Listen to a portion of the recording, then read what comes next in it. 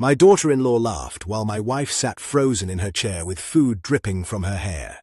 And nobody at the table stopped her. Not my son, not the relatives, not even the people who looked shocked. They just sat there, watching. And that was the moment I realized something dangerous. Disrespect grows when good people stay silent. My name is Henry Carter. I'm 74 years old, a retired manufacturing business owner, husband, father, and grandfather. My wife, Margaret, and I have been married for 48 years. 48. Long enough to survive financial struggles, family tragedies, business failures, and health scares. Long enough to know exactly how much someone is worth. Margaret is the kindest person I've ever met. The kind of woman who remembers birthdays nobody else remembers. Who volunteers at hospitals, who still bakes cookies for neighbors, who spent decades putting everyone else's happiness ahead of her own, including our son, especially our son. Which is why what happened that night made me angrier than I've been in years. It happened during a family dinner at our son's house, a celebration. At least that's what it was supposed to be.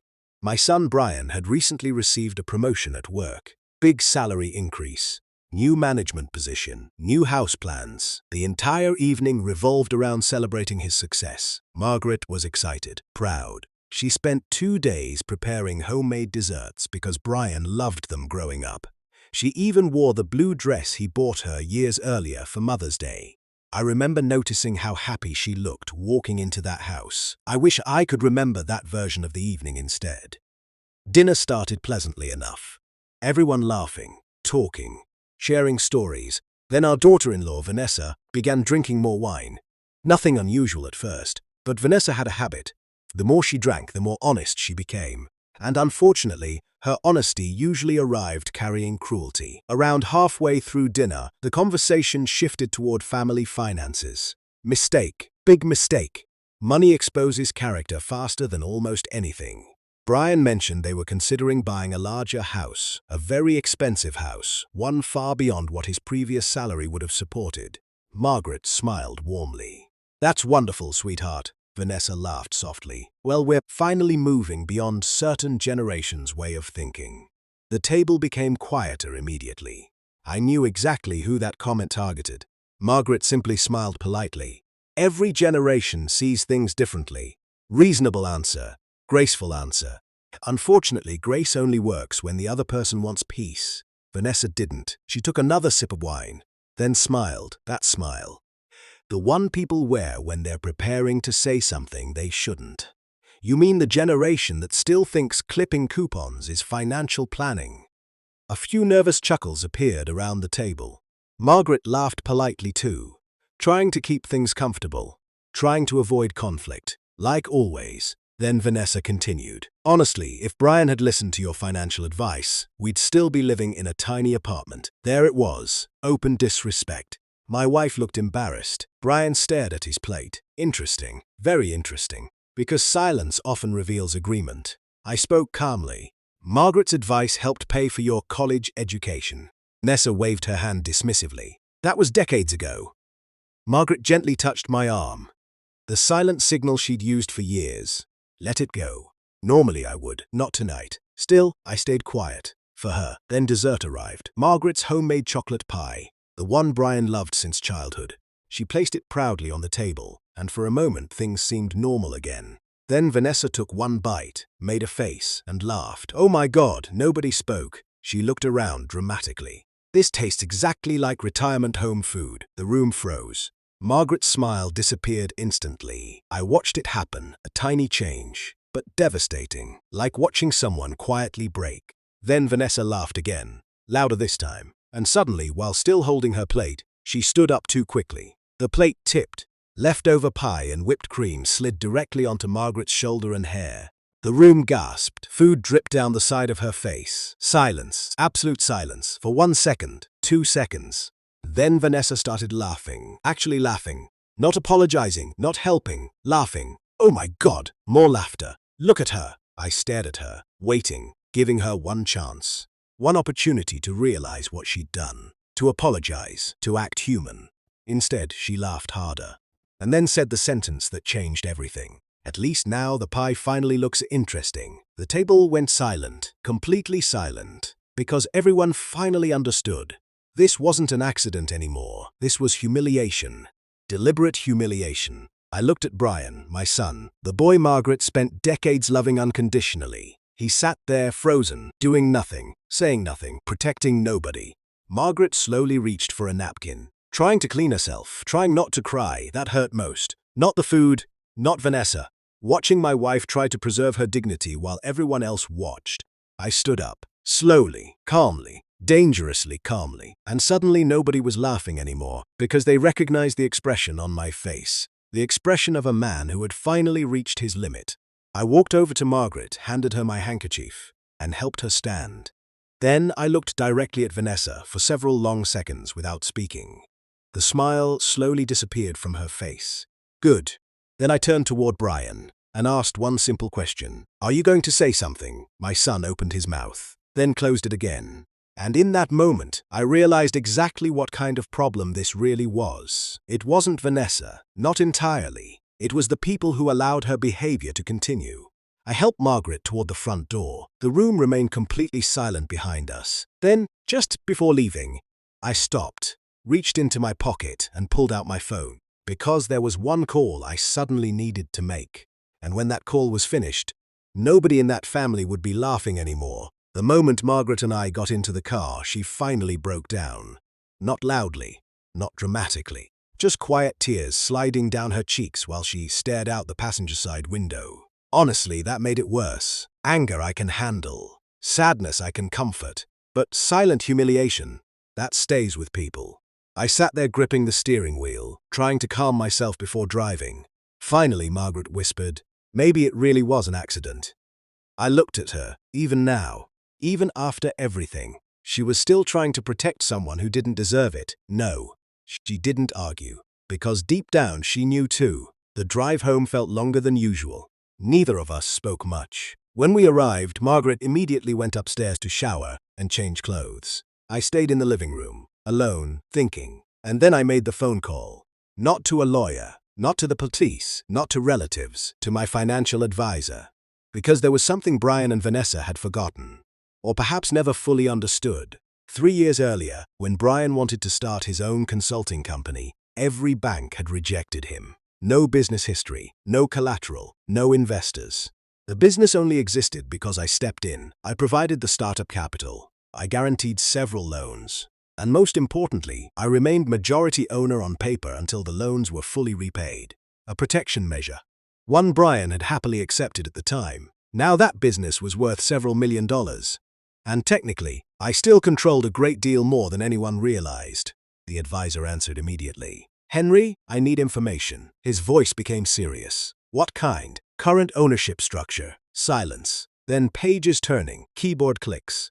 A few moments later he said, you still control 51%.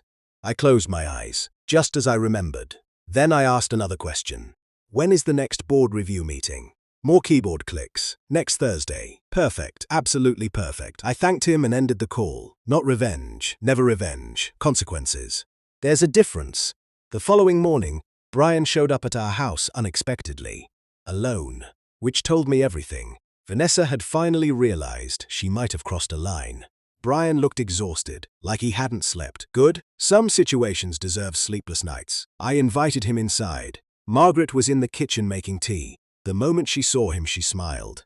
Still smiling, still loving him, after everything. Sometimes mothers are stronger than anyone realizes. Brian couldn't even meet her eyes. Mom, she interrupted gently. Would you like tea? God! That nearly broke him, because kindness becomes unbearable when you've behaved badly. He sat down heavily at the kitchen table. Nobody spoke for a minute. Then finally he looked at me. Vanessa feels terrible. Interesting. Not I'm sorry, not we were wrong, just information. I remained silent. Brian shifted uncomfortably. It got out of hand. Still not an apology. Still avoiding responsibility. Margaret quietly placed a cup of tea in front of him. He stared at it, then whispered, I should have said something. Finally, some honesty. I nodded. Yes, the single word landed harder than an argument. Brian rubbed his forehead. She didn't mean for it to happen. Maybe, I paused. She meant everything that came afterward. Silence. Heavy silence. because there wasn't a defense for that. Then Brian looked at me carefully and asked the question he'd really come to ask. Why did you call Mr. Lawson last night? Ah, there it was. Business. Interesting how quickly people find courage when money enters the conversation. I leaned back in my chair. Who told you I called him? Brian looked away. Exactly. Because word travels fast in business circles, especially when ownership questions suddenly appear. I didn't answer his question. Instead, I asked one of my own. Why didn't you defend your mother? That hit harder, much harder. His face immediately tightened. For several seconds he couldn't speak. Then quietly, I don't know. For the first time since arriving, I believed him. Because weakness often has no explanation, just consequences. Brian looked toward the kitchen where Margaret washed dishes, then back at me. She always forgives people. Yes, even when she shouldn't. I nodded. Also yes. Another long silence followed. Then Brian finally said the words I expected hours earlier. I'm sorry, specific. Not perfect, not enough, but real. At least from him, I appreciated that. Then he asked softly, can we move past this? I looked at him for a long moment, then answered honestly, your mother can. His face fell, because he already knew what came next. And you? I folded my hands together. That depends on Vanessa.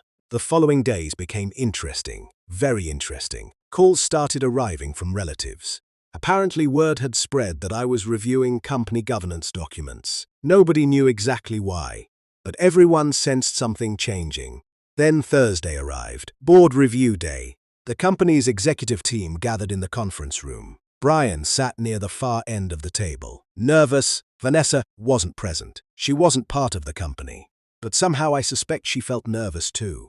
The meeting began normally. Financial reports, growth projections, expansion plans. Then eventually all eyes turned toward me, as majority shareholder. The room waited. Brian waited. I slowly opened a folder. Inside sat a prepared resolution, a legal document, completely valid, completely enforceable. And the moment Brian saw the title, the color disappeared from his face. Because suddenly he understood exactly what that phone call had been about. The moment Brian saw the title on the document, his face went pale. The room became very quiet. Every executive at the table sensed something important was happening. The document wasn't complicated. It was a formal resolution transferring majority ownership of the company. Not to me, not to another investor, to a trust, one with very specific conditions. Conditions designed to protect the future of the company and the people connected to it. I looked around the conference room calmly, then began speaking. For years, I've believed that leadership is more than profit. Nobody interrupted. Good, because they needed to hear this. It's about character. The room remained silent. I continued. You can teach people how to manage money. I paused. You can teach them how to negotiate. Another pause. But if someone loses respect for the people who helped build their success, eventually they'll lose everything that matters. I stared at the table, not angry, ashamed. And honestly, that was harder to watch. Because he finally understood. This was never about the pie, never about the dinner, never even about Vanessa. It was about something much larger. The slow acceptance of disrespect, the willingness to stay silent while someone else was humiliated. When I finished speaking, I signed the resolution.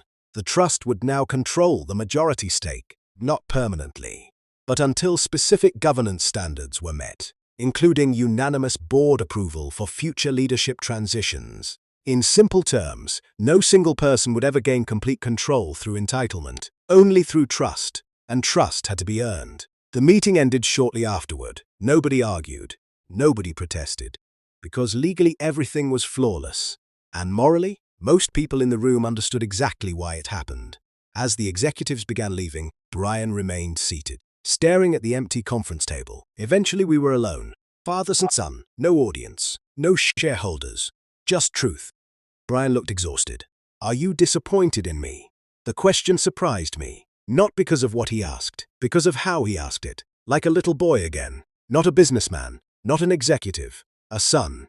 I thought carefully before answering. Then I told him the truth. Yes, his eyes closed. Pain flashed across his face. But I wasn't finished. I'm disappointed because I know you're better than what happened. That hit harder, much harder. Because people can defend themselves against criticism. They struggle to defend themselves against belief. Brian swallowed hard. I froze. I know. I kept waiting for someone else to say something. There it was, the trap. The same trap millions of people fall into every day, waiting for someone else to do the right thing until nobody does. I nodded slowly. That's how good people become part of bad moments. For several seconds, neither of us spoke. Then Brian quietly said, I should have protected her. Not Mom, her. The woman who spent decades loving him. The woman who baked his birthday cakes, attended every school event, helped him through heartbreaks, believed in him when nobody else did. His mother. Yes, I said softly. You should have. That evening, Brian came to our house again. This time Vanessa came too. The moment she walked through the front door, I noticed something different. No arrogance, no superiority, no sarcastic smile, just nervousness. Real nervousness. Margaret greeted her warmly. Of course she did. That's who Margaret was. The four of us sat together in the living room. Nobody seemed eager to speak first. Finally, Vanessa took a deep breath, then looked directly at Margaret and began crying. Not dramatic tears, not performative tears, the kind people cry when they're genuinely ashamed. I'm sorry. Margaret immediately reached for her hand. Still kind, still gracious. Vanessa shook her head. No, her voice cracked. Please let me finish. The room became silent. She wiped her eyes, then continued. I was cruel. 3 simple words, 3 words she'd been avoiding for days. I kept telling myself it was a joke. She looked down. But jokes aren't supposed to hurt people. No, they aren't. Then she looked directly at Margaret. The truth is, I was jealous. That surprised everyone, even Brian.